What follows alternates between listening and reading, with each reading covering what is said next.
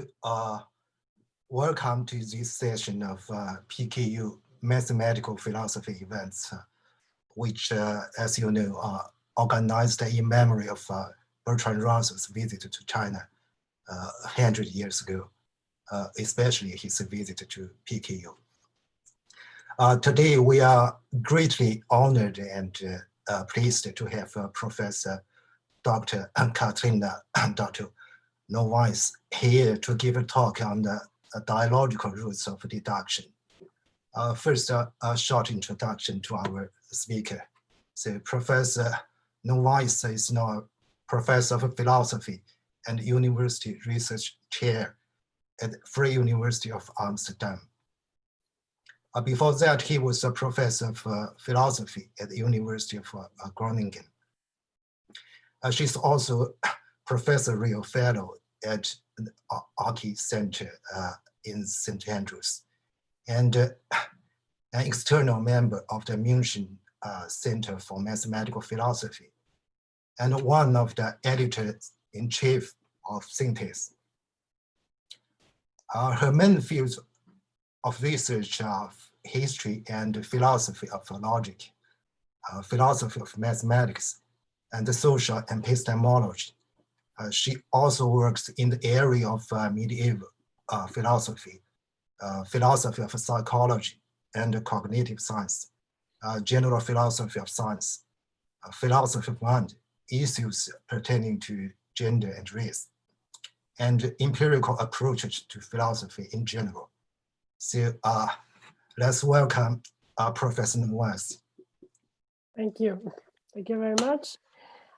So let me just say that it's actually, I think I have not updated my website, but I am no longer one of the editors of Synthese.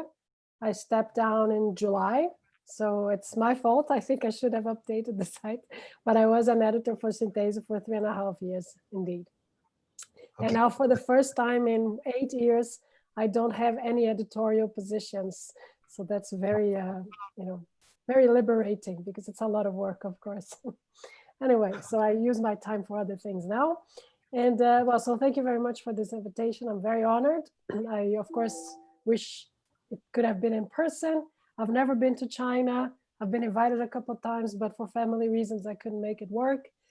And I really hope that at some point in time, when the world is in a better shape, I'll be able to visit China at some point.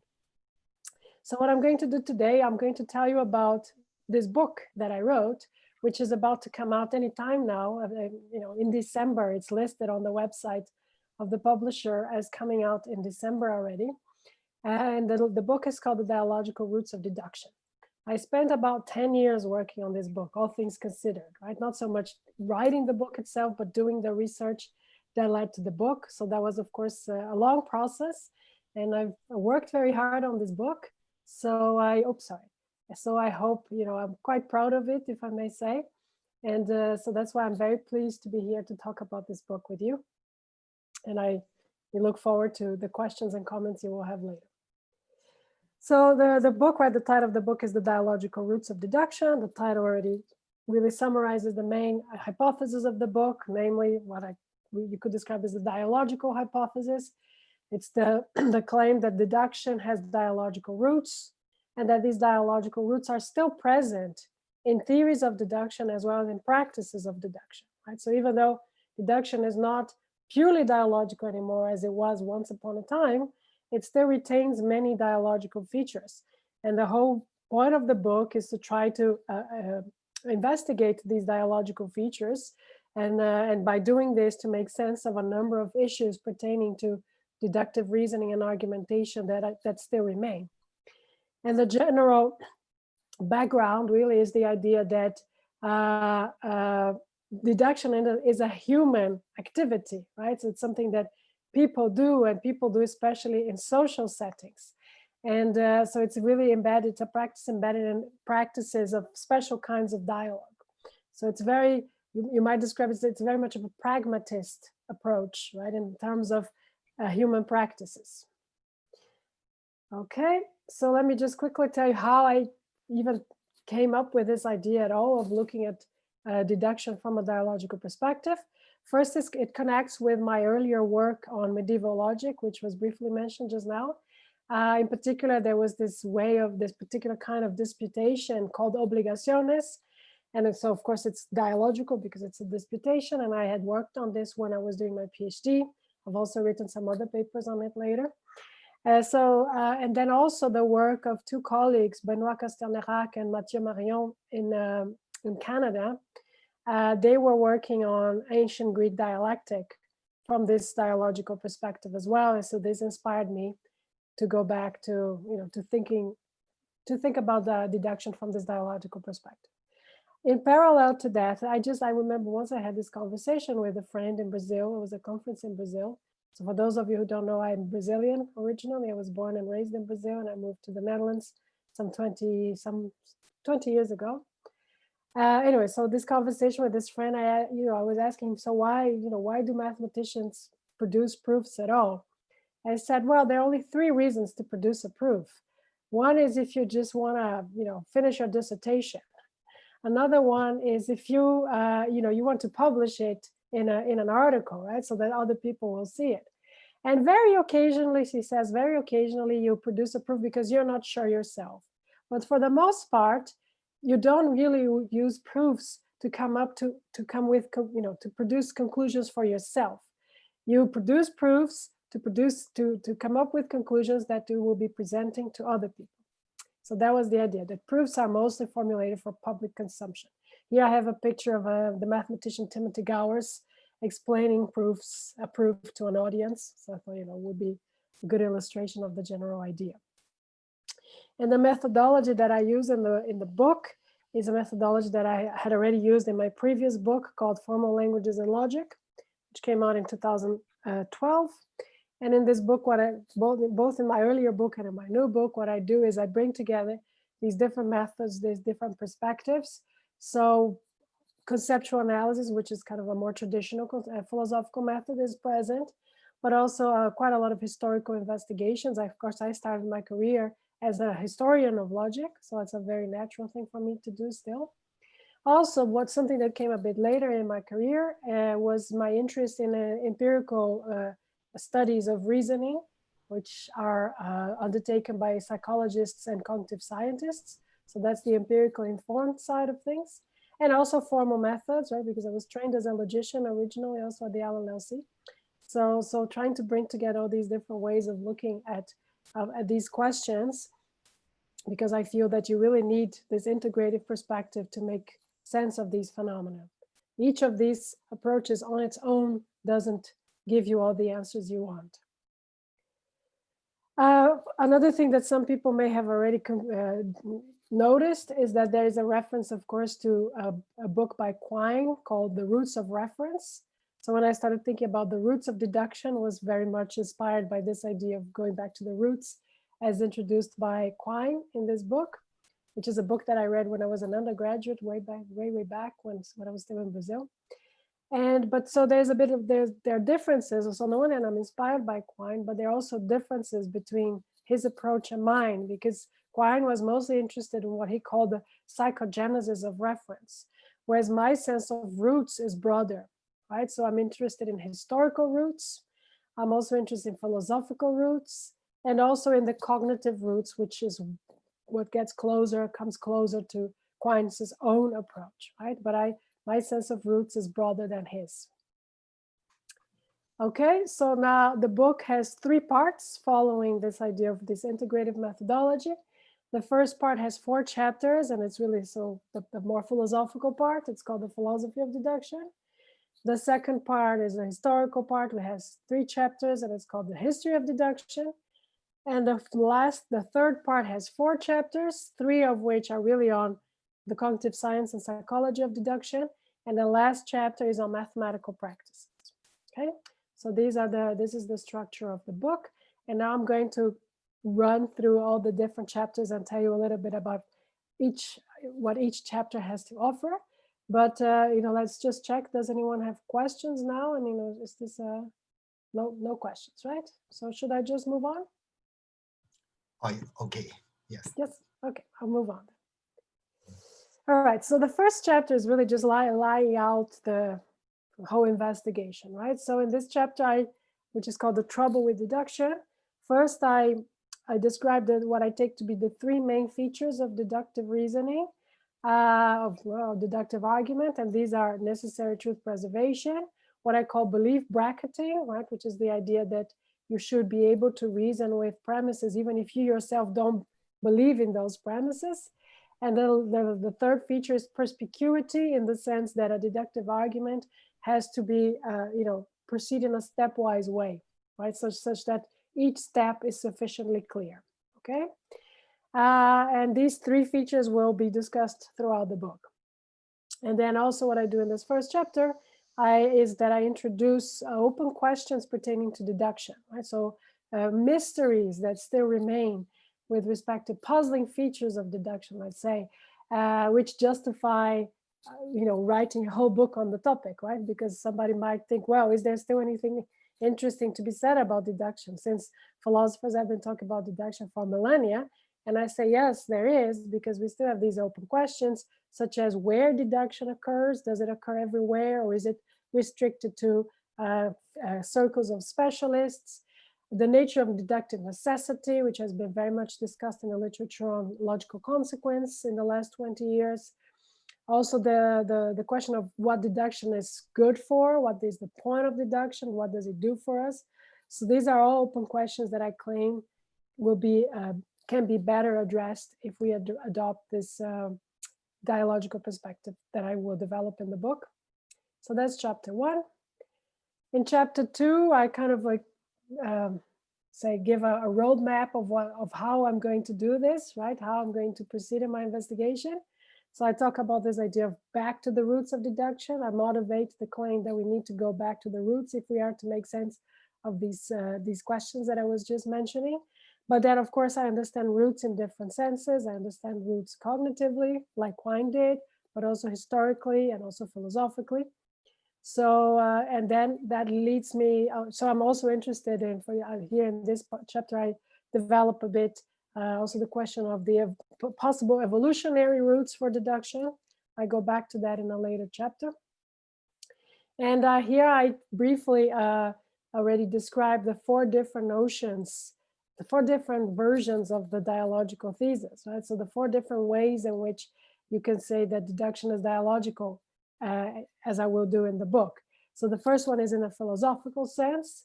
Then there's this historical, philosophical sense, and then I'll mention in a minute, it's the work also of Lawrence and Hintika and other people who have worked on this before. But also historical sense, where when I claim that the historical emergence of deductive theories, of theories of deduction is very much tied to dialogical practices. Then there's the cognitive aspect, where, well, what I claim is that deduction is best learned in a dialogical setting.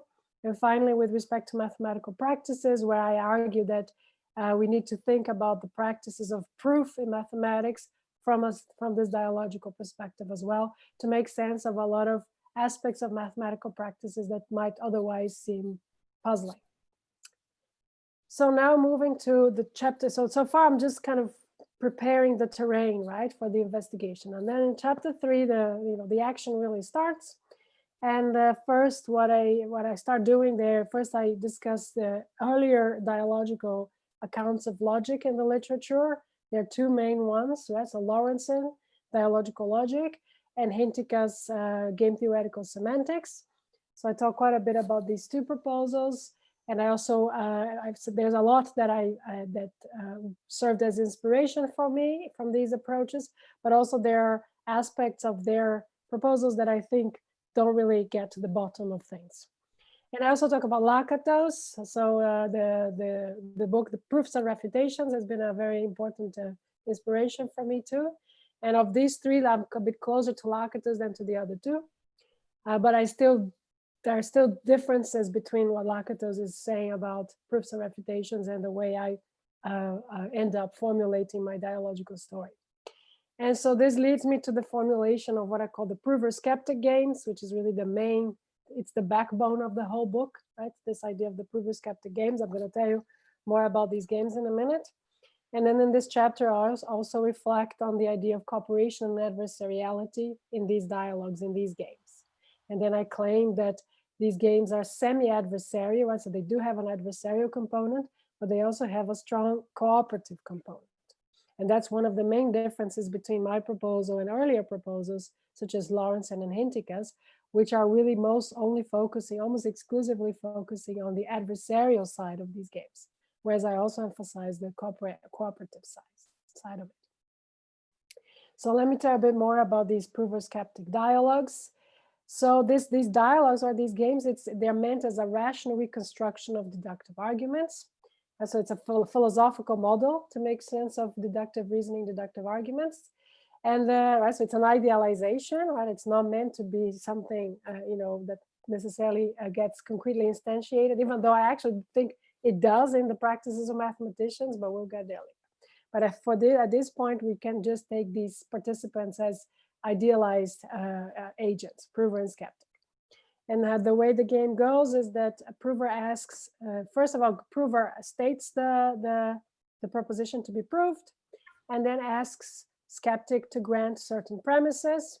And from there, prover proceeds to establish conclusions from these premises or in a stepwise way, moving all the way into the direction of the final conclusion. And that's what prover does. What does skeptic do? Well, skeptic can come up with counterexamples, which can be local, right, to specific inferential steps, or global, right, so counterexamples to the whole proof. But skeptic can also ask for further clarifications when particular steps are not clear enough, right, sufficiently clear from a skeptic's perspective. And of course, skeptic has to grant or deny premises, right? And so again, right, so the claim is that these games, there's some amount of adversariality going on there, but by and large, the background is cooperative for these games. Because in a way, prover and skeptic are cooperating with each other to produce the best possible proof, right? So skeptic, by asking questions, clarificatory questions when particular steps are not very clear, skeptic is actually helping prover to come up with a better proof rather than attacking prover, so as it were. So here I have a tree. It's a bit small. I don't know if everybody can see, but this is a tree that describes how the game unfolds, right? So it starts at the top with prover P stating the thesis and asking skeptic to grant certain premises. If skeptic doesn't grant premises, then game over. If skeptic immediately finds a counterexample, then also game over, right? And then if prover wants to start again, it has to be with a different conjecture. But if skeptic grants premises, then the dialogue begins, properly speaking, and then prover puts forward an inferential step. And then here there are three responses from skeptic. Either skeptic can do nothing, which just means skeptic agrees, right? Has no objections. So the game can continue. But also skeptic can ask for clarifications. Maybe skeptic is not fully convinced by this step, thinks that this step is not as clear as it should be. And so here then there's a why question. And another thing that skeptic can do is come up with a local counterexample, right, to like that particular inferential step. And then in that case, prover has to withdraw that particular step or modify it. But it doesn't mean that the whole proof has come to an end, right? It just means that then prover has to choose a different path, right? And if skeptic asks a why question, then prover has to break down the inferential step into, for example, into smaller steps to make them clear. And this proceeds, right, in a stepwise way. And then at the end, either P arrives at the conclusion stated at the beginning and the skeptic has agreed with all the steps in the proof, or if not, right, if there are too many, skeptic is just bringing up too many objections, at some point maybe P is going to give up on the proof, right, and say, well, this is not working, so forget it. So that's the model. So that's in chapter 3. Chapter 3 is really very important because that's where the philosophical ground for the whole book is presented. Then in chapter 4, I present deduction. I go back to the idea of deduction as a dialogical notion. Now that I have described the prover-skeptic game, I can give a dialogical interpretation of the 3 key features of deduction that I discussed in chapter 1. And these are, right, so remember necessary truth preservation here becomes a matter of the indefeasibility, right, of putting forward indefeasible arguments, which in game theoretical terms would correspond to having a winning strategy. But because my games are not fully adversarial, I can't really speak of a winning strategy in the same way, right? But the idea is still there. Belief bracketing, right? So the idea that you need to reason also with premises that you don't yourself endorse, that becomes a perspective shift. That means that you also need to reason with commitments that your interlocutor has undertaken, right? So somebody else may claim P and Q, and you're going to draw conclusions from your interlocutor's commitments rather than your own. That happens a lot, for example, in a court of law, right? When you're arguing, the prosecutor and the defense, and then they're just drawing conclusions also from each other's premises. And then perspicuity is really the cooperative aspect of a dialogue that intends to be explanatory, right? Where the intention is to produce an epistemic transfer of understanding, right, from one person to the other. And then also in chapter 4, I discussed some open questions in the literature in the philosophy of logic from this dialogical perspective. And I claim that, there's, my perspective sheds new light on these questions. I don't claim that I've completely solved them, but I do think at least we make progress on these questions by adopting the dialogical perspective. And these questions are the logical consequence, which has been very much discussed, of course, in the literature of philosophy of logic of the last 20 years. Also the normativity of logic, also very much, very hot topic still in the philosophy of logic. Paradoxes and structural rules, same thing, also very much discussed. And also the question of logical pluralism. Right? So these are all 4 topics that have received a lot of attention in the philosophy of logic of the last 2 decades, if not before. And I'm claiming here, well, you see these issues in a different light if you adopt my dialogical perspective. All right, so this is the end of the first part. So this will be a good time if people have questions clarificatory questions pertaining to this, what I've discussed so far before I move on to the historical part.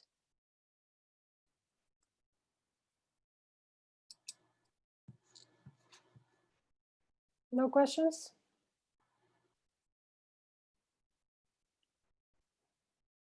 Maybe are people? No, I don't see any questions. Yeah. Should I just move on? I have a maybe long question, so I will ask at the end. Okay. Not clarification for now. Yeah. Okay, I'm just trying to now close the chat function. Now I can't see my own slides. Just a sec. Let me see if I can. No, because now yeah. Oh yeah. Okay, I managed. Okay, here we go. Okay, so now we move to the historical part of the book, right? So as I mentioned, I started my career as a historian of logic, and that's something that I very much like to do, especially these long histories, right? So not so much specific details, but like think about big developments. So in the chapter 5, I talk about deduction in mathematics and dialectic in ancient Greece.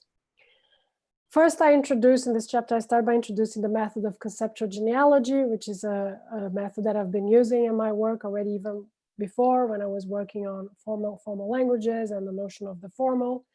So I have a number of papers also on this idea of conceptual genealogy, and here in the book I present it in a concise way. So first, then one of the important things in this method is that you need to look more broadly. When you're thinking about development, say in philosophy or in logic, it's not sufficient to just look at the texts. You need to look at the social, cultural context as well.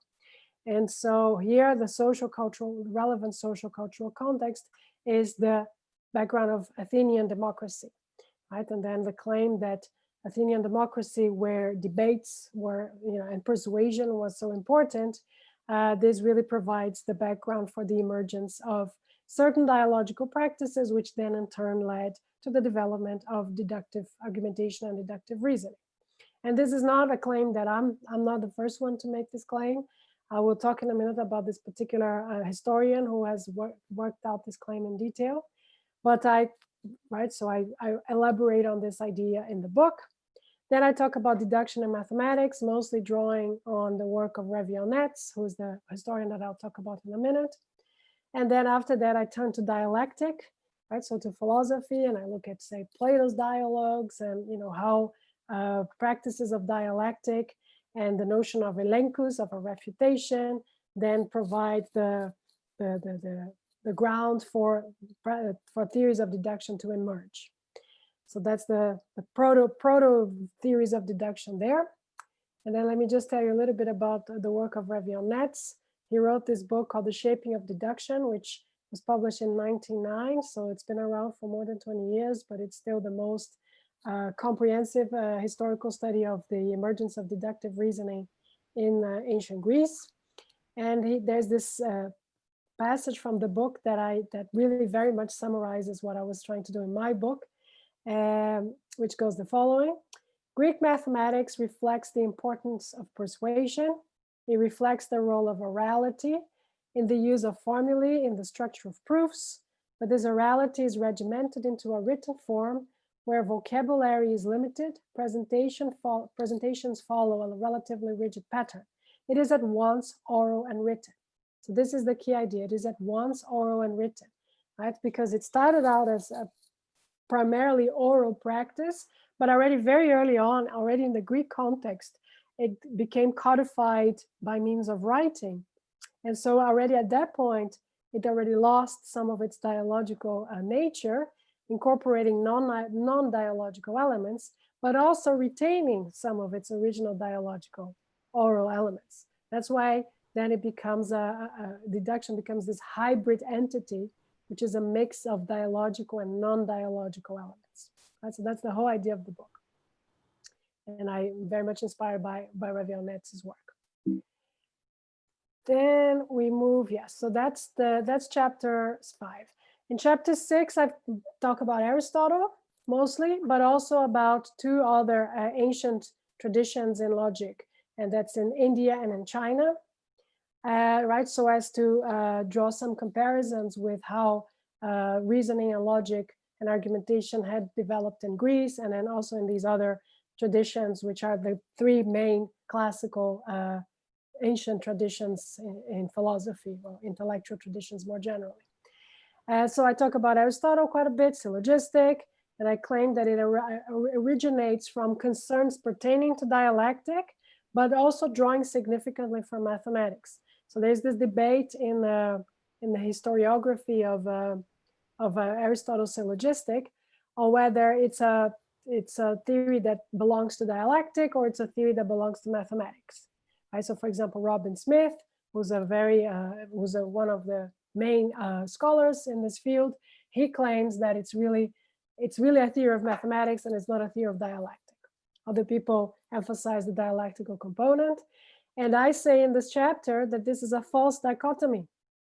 It's both, right? So it's very much motivated by dialectical, dialogical concerns, but it draws significantly on mathematics. It borrows mathematical tools. And it's very much also related to mathematical argumentation, as I was describing, right? The kind of thing that Reviel-Netz has studied. So it's both, right? It's my conclusion. And I also talk quite a bit about what Aristotle calls arguments leading to the impossible, which is what we now call reductio ad absurdum arguments. And these arguments are extremely important in the prior analytics, extremely, extremely important. And they're also, in my story, they're extremely important in terms of the genealogy of deduction, because my claim is that the idea of refutation, Socratic refutation, elenchus, is in a way the antecedent of these arguments leading to the impossible. And in turn, these arguments leading to the impossible are some of the most significant forms of deduction from this early period.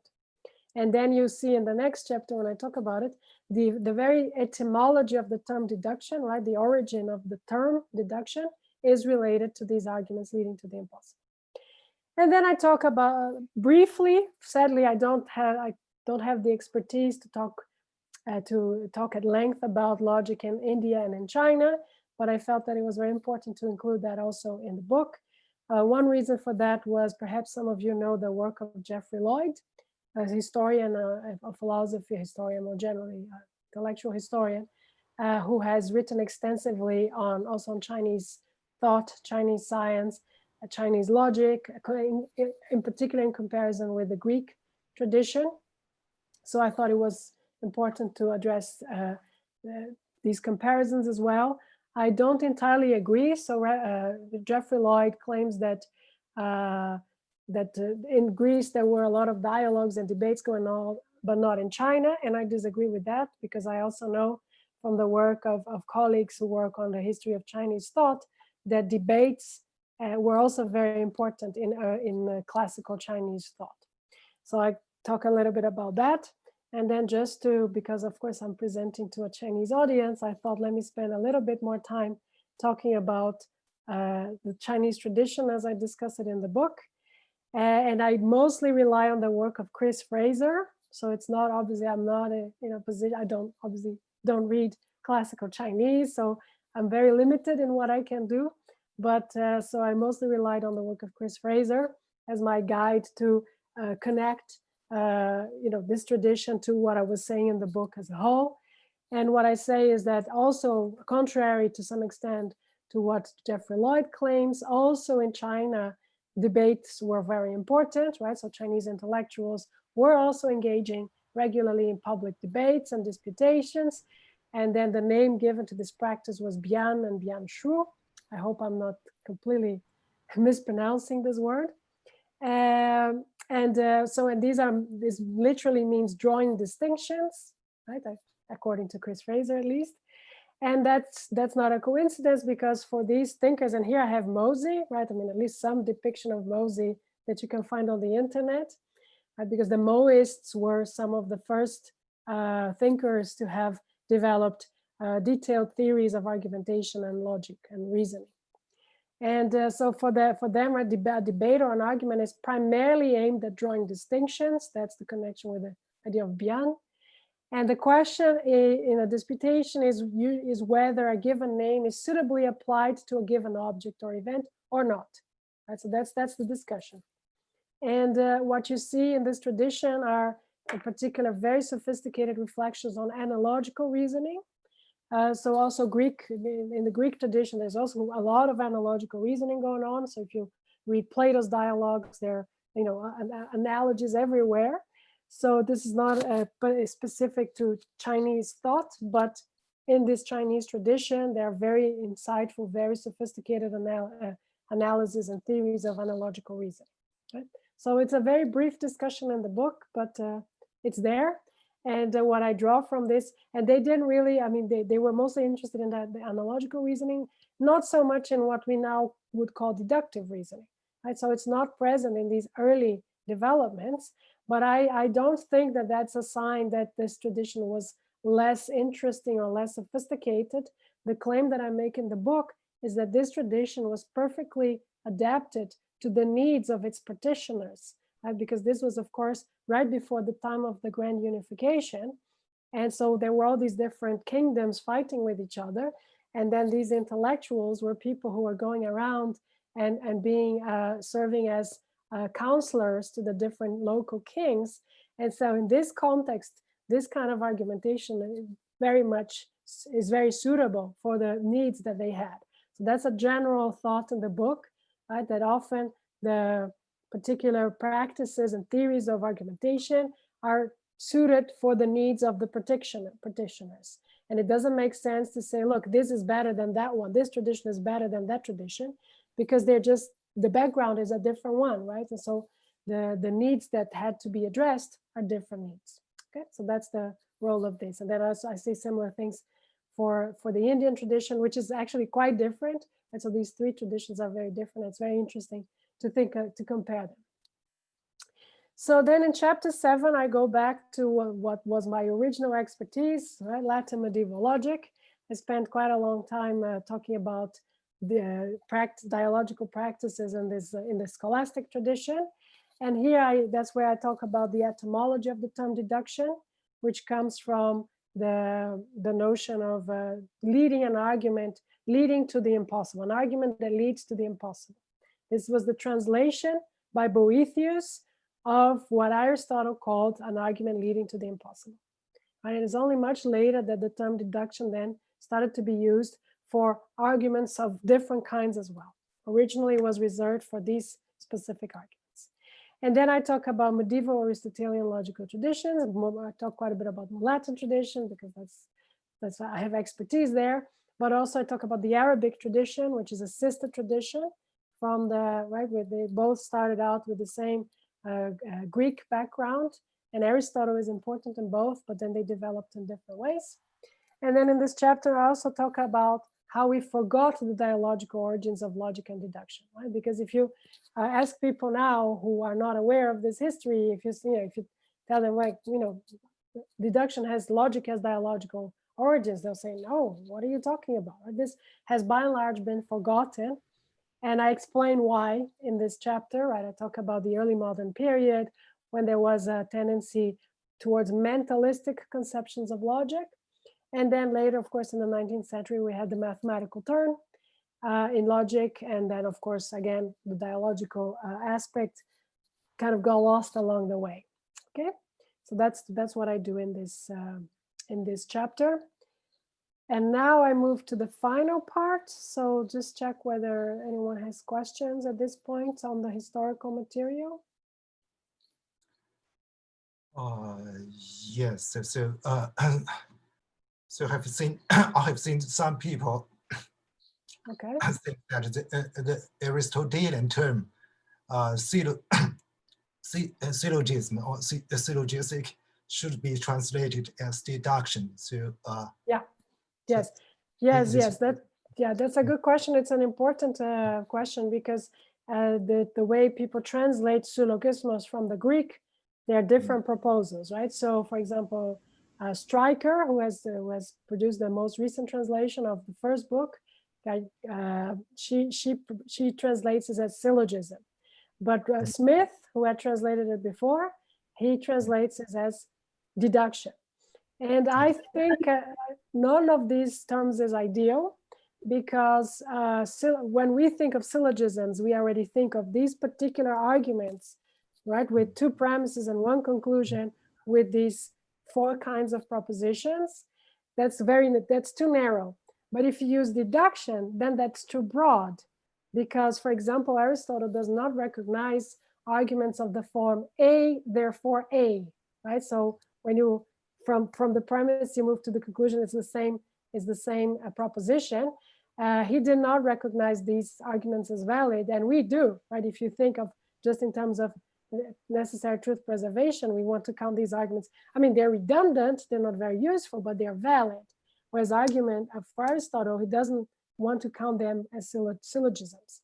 And he also requires that there be at least two premises for a syllogism, whereas we are happy to call some arguments with just one premise also deductions. Right? So there's a problem there because syllogism is too narrow, deduction is too broad to translate. Okay. Yeah. Thank you. But that's a very interesting question. I mean, that's something I've thought a lot about. So, okay, shall I move on? Yeah. Right. So now I move to the final part, which is the part that where I'm looking at really, say, deduction as it actually takes place in actual practices. And here I look a lot at my main sources were studies in the psychology of reasoning, but also I drew a lot also on mathematics education as a source of empirical data on how people reason deductively. Okay, and so my work on of my previous book, the one that I talked about at the beginning. In that book, I already engaged a lot with the psychology of reasoning literature and the cognitive science of reasoning. So that's been with me already for many years. But for this book, I also engaged quite a bit with mathematics education. And what I do in this, so the first chapter of this part, chapter 8, starts with how we reason, right? So it's descriptive. It kind of summarizes the findings from these traditions. And what I say there is what I had already said in the previous book and it's widely recognized, is that people are not, people are not very good at deductive reasoning. That sounds perhaps a bit harsh, but if you do experiments with people in the lab with deductive arguments, people are quite bad at recognizing valid arguments, right, or reasoning deductively. And of course, it's the tradition that grew out of the Weights and selection task. So perhaps some of you have heard of that. So we're very bad at the deductive reasoning, generally speaking, and then there are all kinds of biases that interfere with our reasoning. But what is interesting is that if you put people together to solve deductive reasoning tasks and let them discuss with each other, then people get much better at deductive reasoning, right? Which is, of course, already something that gives support to my overall hypothesis that deduction is dialogical, because if you let people discuss with each other, then they do much better. So there's quite an interesting literature exactly with experiments on this, right, on group discussion for deductive reasoning. In chapter 9, what I do is I look more closely at this literature from mathematics education, and I look at, I claim that if you give if you provided what I call dialogical scaffolding for the learning process, people learn how to reason deductively much better, okay? And so what you do, for example, if you want to teach them the idea of necessary truth preservation, you can create an adversarial situation. You say, imagine that you're arguing with somebody that is not going to be easily convinced by you. There's even some work by the cognitive scientist Keith Stanning with experiments on betting, right? So he formulated syllogistic reasoning tasks. And instead of just giving the syllogistic arguments to the participants and saying, well, is this valid or not? What he did is he said, well, you have to bet against this shady character, this suspicious character who looks, not very trustworthy, and you have to bet against this character. So by doing this, so he created this adversarial setup, and then people again are much better at recognizing deductive arguments that are valid as valid and invalid ones as invalid. The idea of belief bracketing, then you really emphasize this idea, which is also present in critical reasoning, the idea that you, critical thinking, right, that's the term, that you put yourself in the position of somebody else. You say, right, so you're not reasoning about yourself. Imagine what would that person think? And then if you do this with this hypothetical other, people again are much better able to reason even with premises that they themselves do not believe, right? And then the part of perspicuity, that's the easier one. You just imagine that you're explaining this to other people, right? A proof is really, deductive argument is a device, an explanatory device. It's a discursive practice, right, towards somebody else. And then in this chapter, I also talk about the idea of internalization, which is what explains that it is possible to do deductive reasoning also in a non-dialogical situation. That is when you learn the deduction in a dialogical setting, but then you're able to internalize these skills that you've developed and then just enact, right? Pretend that you're having this fictive dialogue with somebody. And this is something that many mathematicians told me, that when they're working on a proof, first they're wearing the prover hat, and then they're imagining some sort of skeptic. But then if it's not working, the proof, then they switch hats, as it were, and they wear the hat of the skeptic, and they say, well, what's going on? Why can't I not prove this? What's wrong with this proof? So I talk about this idea of internalization here. In chapter 10, that's a more speculative chapter, because here I talk about the phylogeny of deductive reasoning, right? So the chapter 9 is on the ontogeny, right? That means the development within the individual of deductive reasoning skills. And the phylogeny of deductive reasoning will be the evolutionary history of deductive reasoning, right? What is the evolutionary grounds for us to be able to reason deductively? And here first I talk a little bit about what looks like deductive reasoning in non-human animals. There's a little bit of work on that, but it's very rudimentary. Then I talk about two influential proposals in the literature. First, the Mercier-Sperber idea of interactionist reasoning, which is understood as a biological genetic adaptation. And I argue against this approach. And then instead, I draw on the cognitive scientist Cecilia Hayes to argue that deductive reasoning is a cultural product, right? So it's not a product of genetic processes of evolution. It's a cultural product. It develops as, you know, cultural learning in groups of people. And so she has this book called Cognitive Gadgets, and I draw on this idea of cognitive gadgets to make this claim. And then I briefly also look at results on deduction in the brain, right? So neurological studies of deduction, which here also suggests that deduction is not one thing. What you see, you know, when these studies with brain activity, when people are reasoning deductively, it's very diffuse activity in the brain, which suggests that it's not localized to a particular part of the brain. And then the last chapter is quite different from the, right, because the other three were very much on the cognition side of things. And here it's a semi-sociological chapter on practices of mathematics, right? So here it's a dialogical account of proofs in mathematical practice. And so what I show here in this chapter is that those two participants that I introduced earlier in the book, Prover and Skeptic, and I said they were fictive participants, actually they're alive and well in practices of mathematics now. And so, right, so they're really in action. So provers are the people who are, of course, mathematicians who are producing proofs, but skeptics are the referees.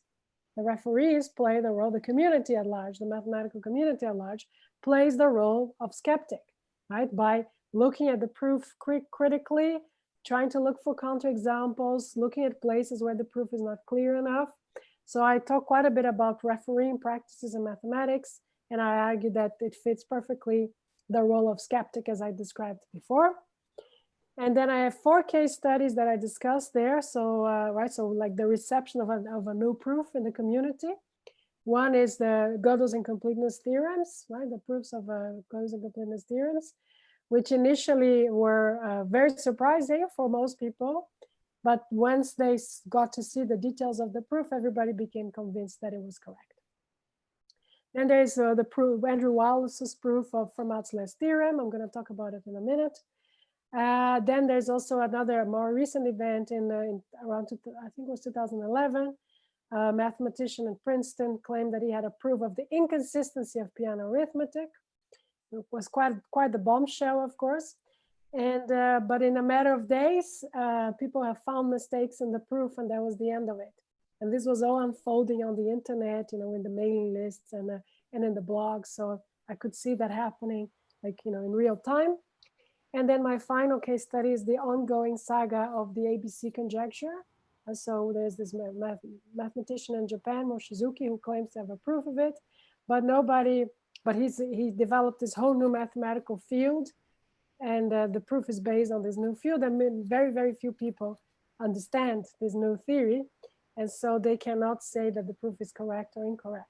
So the proof has not been certified by the community because most people don't understand it, right? So this is an ongoing problem, on an ongoing story.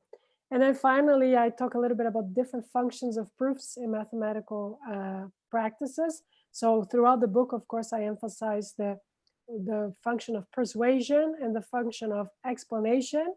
But in this part, I also say that there are other interesting functions of proofs that don't really fit the prover-skeptic model, and that's okay. And I also briefly talk in this chapter about kinds of proofs that don't really fit the prover-skeptic model very well. These are computer-assisted proofs and probabilistic proofs. So if people want to ask me questions about this, I'll be happy to talk more about that.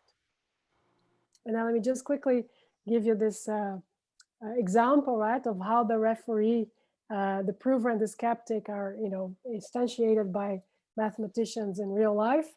So this is Wiles's proof of Fermat's last theorem. Perhaps, I hope, you know, I suppose most of you remember. It was in the 90s. So first, Wiles claimed that he had a proof of Fermat's last theorem. It was, of course, a huge accomplishment. Very, you know, people in the community were very, very excited about it. And then the proof was sent to this journal, And then, but it was of course a very long proof. And so the editor of the journal, he split the proof into 6 referees. And the referees were then going through their part of the proof, right? To verify it line by line. And by the way, perhaps many of you know, but perhaps some of you don't know, that in mathematics, it's not common to do anonymous refereeing. So, right? So usually the referee knows the identity of the authors, okay? And in this case, actually the refereeing process became a conversation between Wiles and this referee, right? These 2 referees, Nick Katz and a colleague called Lucky Lucy. So they were working on this, on their part of the proof. And then here's a citation from a journalistic piece on this event. So I read now. For 2 months, Katz and a French colleague, Lucky Lucy, scrutinized every logical step in Katz's section of the proof, exactly as I say that a skeptic should do. From time to time, they would come across a line of reasoning they couldn't follow. Katz would email Wiles, who would provide a fix, right? That's when Katz was playing the part of a skeptic and saying, but why? How does this fall? But in late August, Wiles offered us an explanation that didn't satisfy the 2 reviewers. And when Wiles took a closer look, he saw that Katz had found a crack in the mathematical scaffolding. At first, a repair seemed straightforward, but as Wiles picked at the crack, pieces of the structure began falling away. And this, for those who don't remember, so what happened was it was a big flaw in the proof. And so Wiles had to go back to work on the proof, and it took him a whole year in collaboration with Richard Taylor to finally find a fix for the problem. And eventually he did, and so the proof was finally certified. But for 1 year, right, so he had to go back to the drawing board, and it was because of of 2 referees who found the mistake and helped. So this is why they were actually helping Wiles to improve the proof, okay? So this is just to illustrate the kind of prover-skeptic dynamic in real life. So I'm going to conclude now. So time-wise, I think I'm the right time.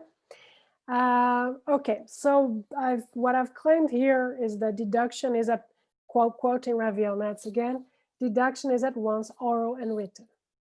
Right, so it started out as dialogical, but right, and these dialogical roots are still present, but it also picked up non-dialogical features along the way. For example, also, among other things, features that have to do with writing, right, which has to do with the fact that mathematical proofs are typically written on paper or on the whiteboard or whatever, and that they use special symbols for that. Right, that's something that I wrote about in my previous book, mathematical notations. And so in the book, what I tried to accomplish in the book is by means of this dialogical hypothesis is to unify these different approaches and perspectives, right? It allowed me to bring together these different methodologies by means of this one hypothesis that could be translated into, research questions that could be investigated in each of these approaches, right? Philosophical, historical, cognitive, and in terms of mathematical practices. The overall structure of my book is as an abductive argument, right? So the idea is that it's an inference to the best explanation. My claim is that the dialogical hypothesis sheds new light on a number of these open questions. And so taken together, it seems that it's the best explanation for all of it if we adopt this dialogical conception of deduction. And again, as I said in the beginning, my account also highlights the human and social nature of deduction as embedded in actual practices. So I'm not, my interest is mostly right to look at deduction from this as a human activity, not so much something that takes place in some Platonic heaven or what have you, but rather as it actually occurs in human practices, in particular in mathematics, but not only in mathematics, also potentially in other fields. So that was the whole idea of the book. And well, sorry, wait, let me just put back the final slide, right, which is the cover of the book, which I'm very proud of. Perhaps I can for just since I still have like 1 or 2 minutes, let me just tell you about the cover.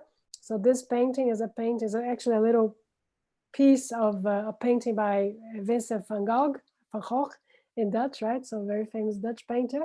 And so this is a painting I always liked very much, and I always thought of it in the context of my project, think about roots and trees and all that, right? So, but then when I had already chosen this for the cover of the book, on the very day that I received the proofs for the cover, also that it was on the news announced that that the exact place where this painting had been made had been found in France, and also that this was the very last painting that Van Gogh painted. And then he killed himself the next day or the same day. I didn't know that this was his very last painting, right? But anyway, it was a very interesting coincidence that on the very same day that I received the cover for the first time, that these researchers announced that they had found the exact tree where this painting had been painted. And so I like very much the idea, right? So I was looking, so deduction is a tree in the sense that it manifests itself in many ways. It's a very diverse phenomenon. And I was looking at the roots, right? So what made it possible for deduction to become what it is now in its many different phases, right? So deduction is not just one thing, it's many things, but in a sense, all tied to these, at least I claim, to these roots that I investigated in the book. Thank you. Thank you very much, Professor Novice. So there is a question by Asher in chat. So Asher, could you unmute and ask directly? So yeah, thank you very much, Professor Xing. But I think my connection is very unstable. Sure, if you can hear me correctly. We can hear you. Okay, thank you very much. Well, I'm not a logician, I'm a philosopher, so I'm just going to ask perhaps a very stupid question from the perspective of philosopher. So the point is that, as I wrote in the chat at the dialogue box, I just wonder if you are ready to embrace the following very strong thesis, namely that that somehow deduction is conceptually communicative, right? So it's somehow it's part of the essence of the deduction that it serves communicative purposes. I'm not sure if you really want to embrace this strong thesis, but suppose you do. Suppose you do. Then we have a very interesting, I think perhaps then we have a very interesting argument against any attempt to do deductions in a solipsistic framework. So think about the Cartesian skeptic in the first meditation thing. I will assume that there are no other people, no earth, no heaven, and so on. I'm just for me alone, and now I begin to do philosophy. I'm trying to do deductions and so on. But if you really think that the deduction is somehow essentially communicative, then such undertaking is simply impossible, because you cannot do deductions for you alone. You not do deduction in a solipsistic framework. And what do you think about this argument against any attempt to do deductions in the Cartesian context? Yes. So first of all, I mean, I resist the idea that deduction is essentially communicative, just because I'm an anti-essentialist about everything, right? So I don't really talk. I mean, I do talk about the nature of deduction in the book, but I try to be very careful, right? So I don't really think that there's such a thing as the essence of deduction. I think it has something that has developed over time, and it may also change in different directions in the future. Okay. So just a small clarification there.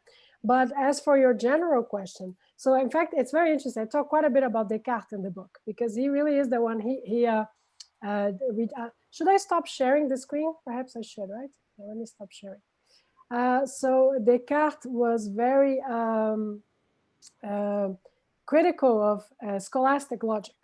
Right? He said scholastic logic is useless. It only serves to show to others, to convince others of what you already know. And indeed, he was right. That's what it's mostly about. And he says, that's not what I want. I want a logic that will take you to new knowledge, right? To new insight. So that's very much the Cartesian project. And so, I mean, he was rejecting my dialogical conceptual logic for sure.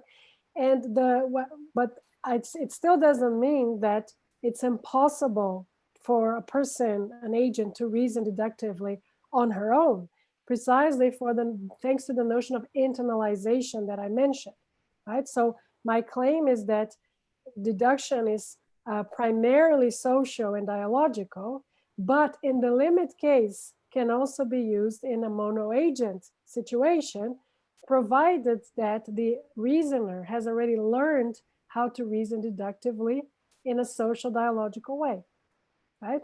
So I would claim that it's impossible to just start reasoning deductively on your own without having received the right kind of training. I guess nobody would dispute that. I think, I don't know, maybe some people might, but I say that once you've undertaken this training, then you learn how to reenact something like a dialogue with yourself. Then it is possible to reason on your own, right? So I don't think that I'm completely that my story is completely at odds with this Cartesian story. What I'm saying is that the individual case is the limit case. Okay, so I don't know if that helps, if that addresses. Okay, thank you. Thank you very much. Now I understand. So you simply do not share the very starting point of this reasoning. So okay, yes, I get it. Okay, thank you.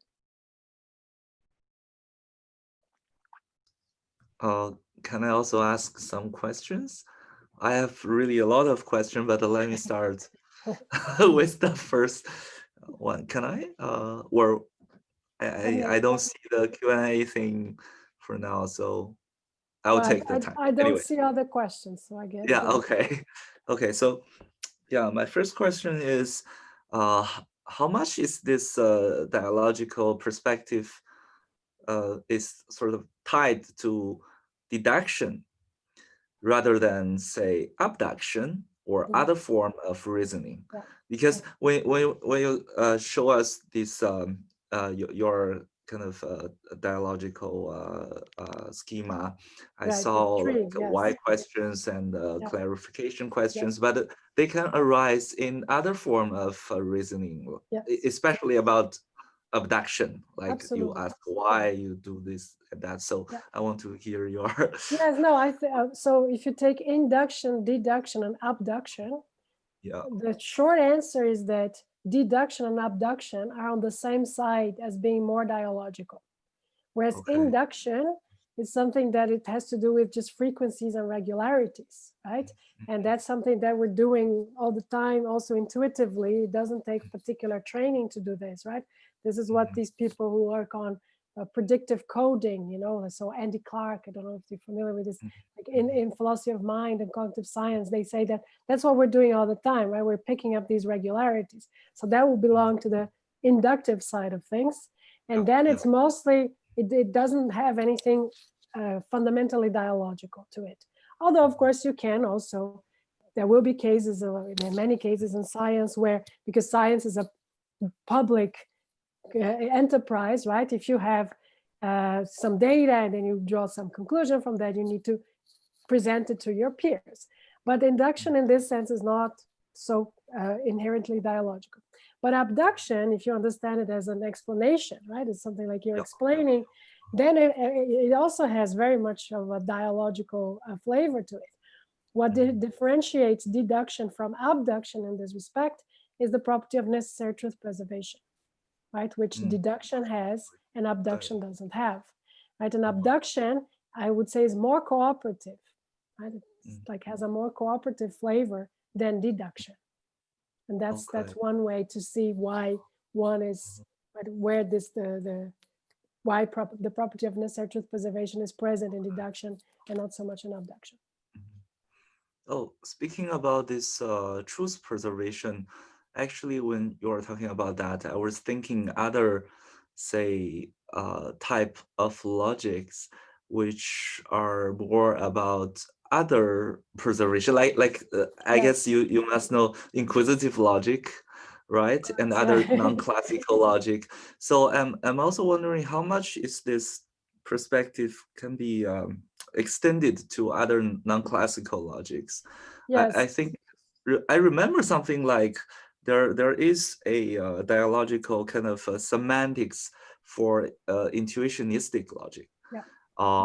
And I couldn't remember what is the most crucial part in terms of dialogue, if you want to differentiate classical and intuitionistic logic. But it seems it can be done to some extent. But do you think, is there a limit, or how would you extend to other? Yeah, so types? if you like, one of the things that I've written about is on logical pluralism, right? So what do you do when you have these different systems? And so one way to think about logical pluralism is, for example, so you have a classical logician and you have a relevant logician, right?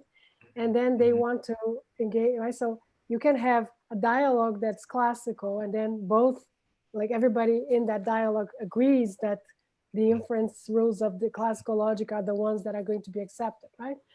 And that's going to be one kind of dialogue. Or you have a different kind of dialogue where you say, well, no, here we have the relevant logic rules are the ones that we're going to accept. And so, and then what I say, for example, is that relevant logic is more cooperative, right? Because this restriction of the requirement of relevance is a cooperative requirement, right? Because if this requirement is not there, you can just throw whatever premises on your skeptic and they'll get all confused. And then in the end, you're not going to use them, but that's not a problem, right? Whereas if you really you're only allowed to state the premises that you're really going to use, that's a more cooperative stance, okay? So that's one way to think about that. But I don't think it necessarily generalizes for everything. So for example, if you want to think about, say, logic for resources, right? Like the Girard work. Okay. Yeah, then it's not clear, because it's not clear that you're really thinking about dialogues, but at the same time, I do talk about like whether you need to restate the premises or if there are also resources that get used, right? So this, you can also think about that. So I think there's quite a lot you can do. I don't want to claim that everything needs to fit. By the way, this is a general point for me. My project is not to say, look, here's my framework. It's going to explain everything. Because I'm an anti-essentialist. I think that if it explains a lot, that's already very good. And the fact that there's some developments that don't quite fit my story, I don't think that that's particularly problematic, because I think the phenomena themselves are quite messy, right? I see. So, yeah. Okay. If there is no other question, can I ask another one? I really need to buy your book to see the details, but yeah, I will do that. But before that, I also think I'm very interested in this corroborative aspect. As you mentioned, it's like at least you need to be corroborative on following the rules or general conventions about the dialogue. But one possible question is, okay, so the background is like this. So if you want to make this kind of more game theoretical semantics more precise, you really need some concept like winning or losing, or winning condition or winning strategy. But then it's somehow you are not corroborating, right? So I'm wondering, so if you really want to capture this more, deduction more precisely, can you allow too much corroboration in the sort of dialogical game? Yes. Or you do need to rule out some kind of corroboration. So it's interesting that you raised, I'm trying to find a paper here that I wrote with a postdoc of mine, and then maybe I can share the screen and you can see it. Because, so first of all, of course, you're right that if you kind of postulate that there's this very adversarial background, it's very convenient because you can just plug in game theory, right? And this is what both Lawrence and Hintika were doing. And it's funny because so Hintika, he doesn't even talk that much about, he doesn't presuppose a strong degree of adversariality in his games. But then he goes on to import like all these concepts from game theory. So there's already a bit of a strange thing there, right? So in a sense, of course, mathematically speaking, it's great if you can just use all of game theory and think about winning strategies and all that. But so there is, in that sense, I lose that. It's true. But so I'm going to share the screen of a paper that I wrote with a postdoc of mine called Paradoxes and Structural Rules from a Dialogical Perspective. And here this postdoc of mine, Ron French, he developed a formalism for these games, right? Which then is quite mathematically precise and all this, while not relying on notions such as the notion of winning strategy. Okay, so it's not impossible. So what I'm saying is, like, I'm agreeing with you that it's really, I like game theory myself. I mean, the mathematics of it is beautiful, right? But I find that there, you know, you need to think more carefully about the conceptual background, especially as a philosopher. And so as I said, that's what got me thinking about, you know, how important it is also to pay attention to these cooperative components, right? Which then don't really translate neatly into typical classical, at least classical game theoretical frameworks. But you also need to remember that, of course, game theory has also progressed a lot, right? Corroborative game theory. There is some field. Exactly. There's all kinds of, so there is, you know, mixed interest, games of mixed interests, right? So, so it started, and it's not a coincidence, by the way, because Lawrenson, he was, when he started developing dialogical logic, he was at the Institute for Advanced Study in Princeton, and John von Neumann was there too. So there's like a real historical connection. He was very much influenced by the development of game theory in the early days, okay? And that's why, you know, I can see it. But the point is that, of course, game theory in the meantime has also developed as a mathematical theory, right? So there are different branches of game theory and all this. So I don't think that we necessarily need to make the concession of us say, okay, let's just say that it's all adversarial because then we can use game theory. No, I think we can be more, you know, philosophically sophisticated and thinking about these in-between cases of adversariality and cooperation. And there are still, you know, there will be tools from game theory that we can use because game theory has also developed. But that's not, by the way, what we do in this paper. It's not so much about, we don't really use non-standard game theory. It's just like pure logic, really. But you can see that in this paper that I showed before, there's like, you can, you know, do a logical system for that too. But I should add probably the general kind of a conception of like a public debate or a very tough dialogue is that when your opponents are stronger or more harsh on you, then you can probably get closer to the truth.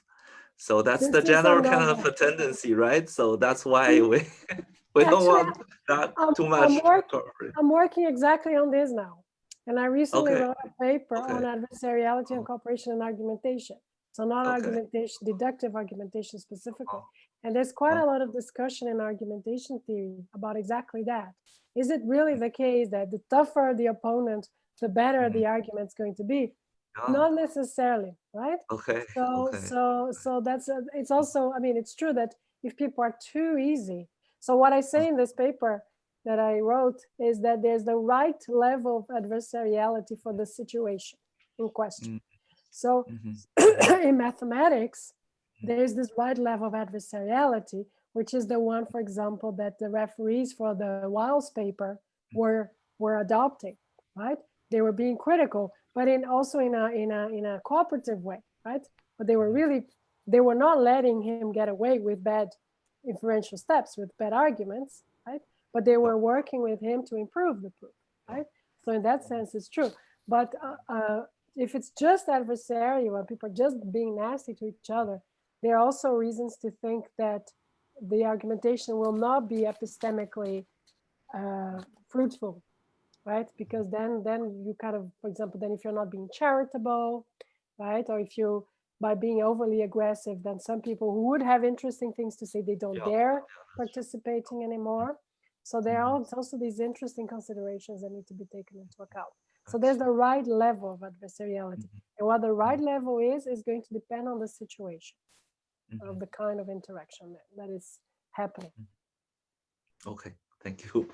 Maybe I took too much time, so No, but I still don't see any other questions. So let's see. So I'll have a question. okay. There's an argument for the view that deduction is something everyone can do without paying any effort of learning.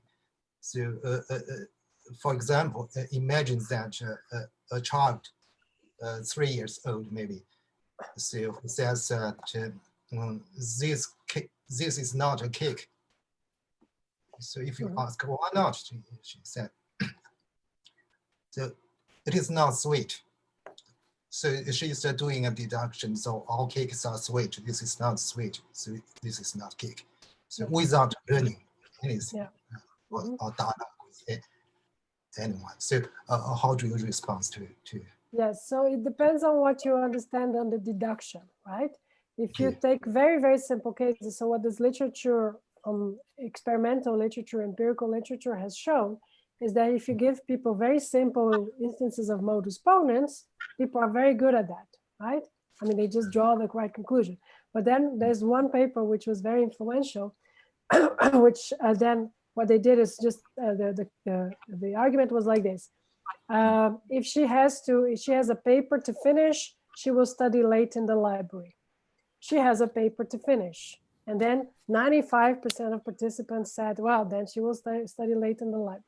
But then the next question was with the same premises, but then another premise added, which goes like this, I think. If the library is open, she will study late in the library. Okay.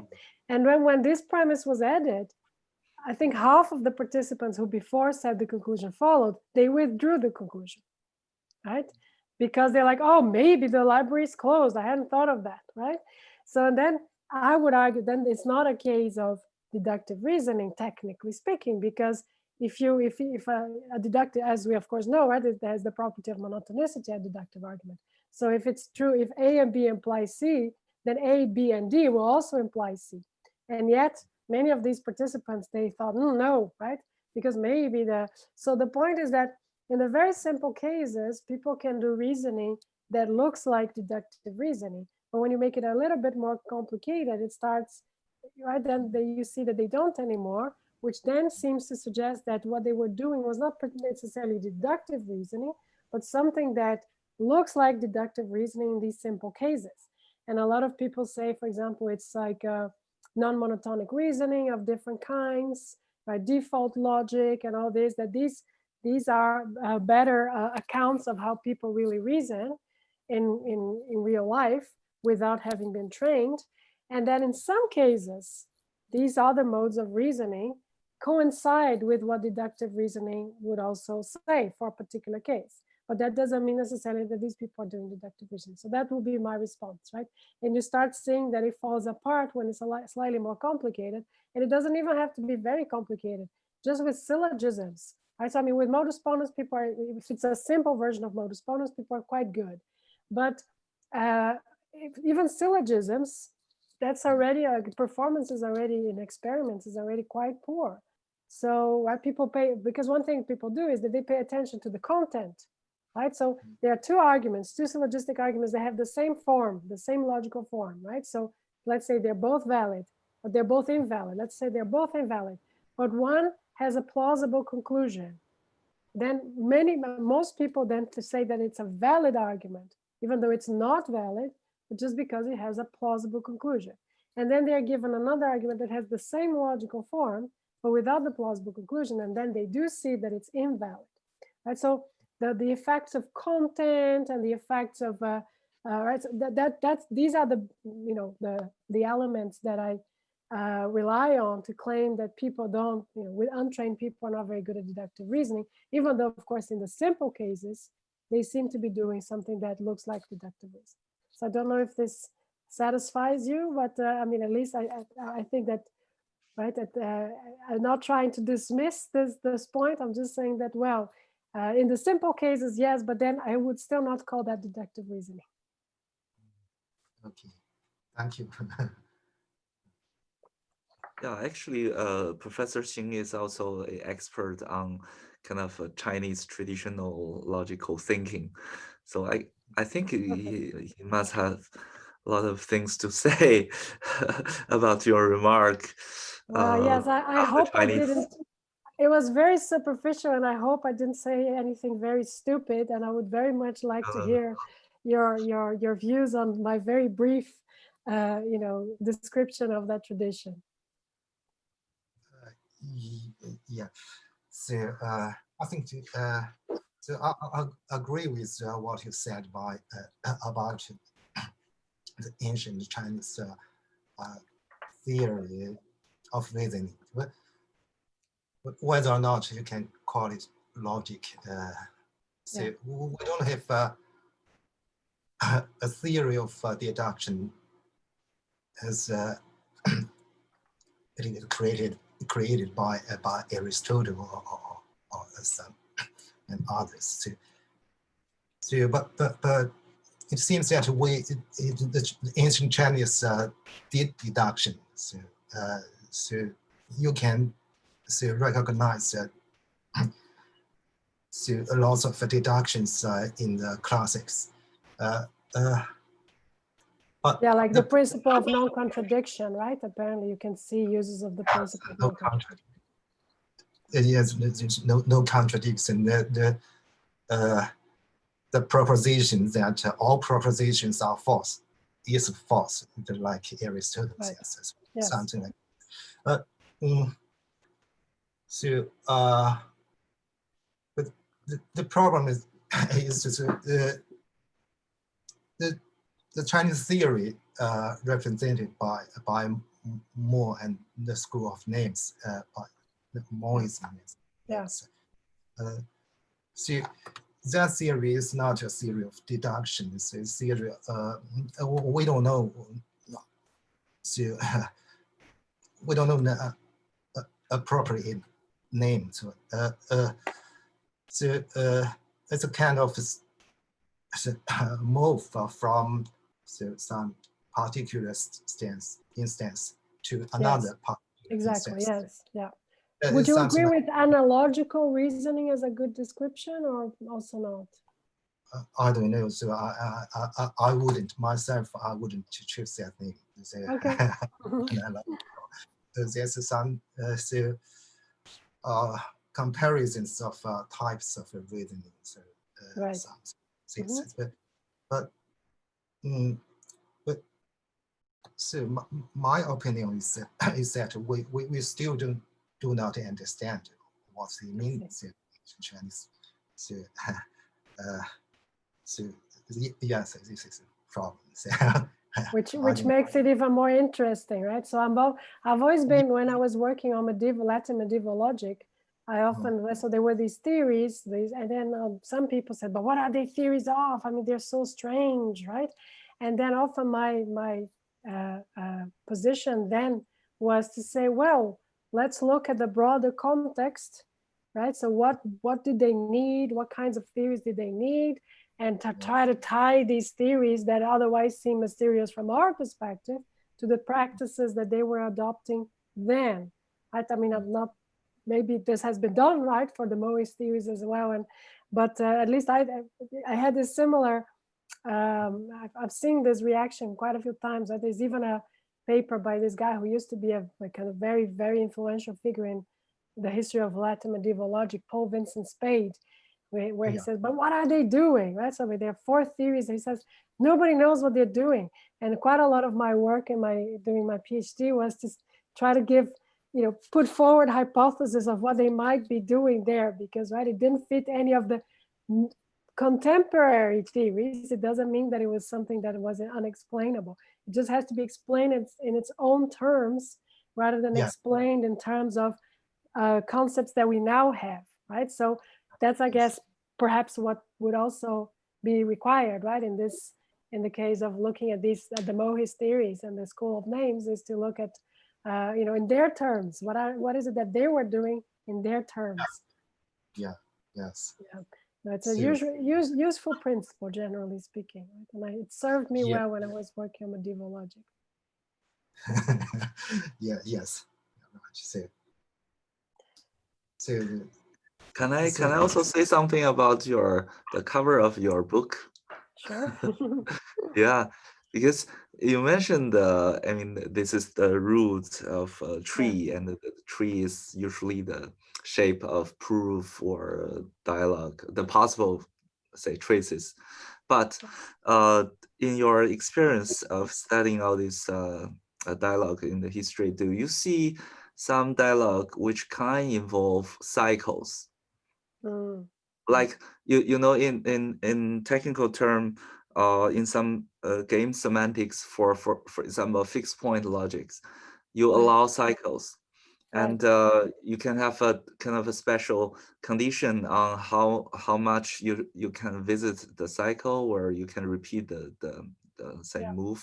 But Yes. do you see this in other contexts? So yeah, sure. I mean, for example, in Latin medieval logic, they were very interested in paradoxes of all kinds, right? Okay. Self-referential paradoxes. So there's a lot of that. I've also done work on that way back, and I was very interested in that, right? So you see, so let's say we have all kinds of phenomena of like non-well-foundedness, right? So to say, and then it can be either because it's circular or because it's there's like a regress, right? That it never ends. And from a kind of classical perspective, of a deductive classical perspective, that is a problem, right? Because if you think about the function of a deductive argument as like aimed at convincing and explaining something to somebody else, then you don't want it to be circular and you don't want it to be never ending, right? This infinite regress, it doesn't work. And then in the history, often these situations were taken to be arguments against deduction, generally speaking. So all kinds of skeptic thinkers would say, well, hey, deduction doesn't really work, because in the end, you always have to be asking for the premises, but so you have premise A and then it leads to B, but what grounds premise A? So then you need a C, but what grounds C? And then, so for the skeptics, this would be an argument against the usefulness of deduction, right? And then the circularity can also be a problem. But I think that one of like the nice things about this contemporary perspective, right, with mathematical tools, is that you can study, right, these phenomena without thinking that they're necessarily bad. And I think it's super, super interesting, and like, all kinds of paradoxes. And I've once gave a talk, which the title was how I learned how I stopped worrying and learned to love the paradoxes, right? It's not necessarily, these are not necessarily bad things. They're very interesting and they're very informative. But for the classical picture, then it doesn't, the classical picture doesn't like it. Just a minute, I have to, like, the bell is ringing. This is this ridiculous thing of working at home. I think it's, no, I'm just going. It's just, I think it's a package. So just a minute. Just open, I'll be right back. Yeah, sure. Yeah, thank you, Al. Yes, it's Christmas is coming, so I'm buying presents. Typical. Yes. Anyway, done. But yes, so that's what I would say about the, well, let's say like non-well-foundedness of arguments, is that it's not a good thing for the classical picture of deduction. But I personally think it's super interesting and very much worth studying. Okay, thanks.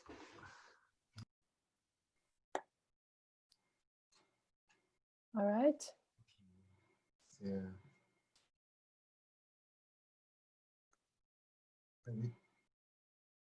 So time is up. So maybe we'll stop here. Okay. Okay, so thank you everybody for listening. Yeah, I think we have a very cooperative dialogue, but also with some interesting exchange of thoughts. So thank you so much. Yes, thank you. Yeah. Thank you very much. So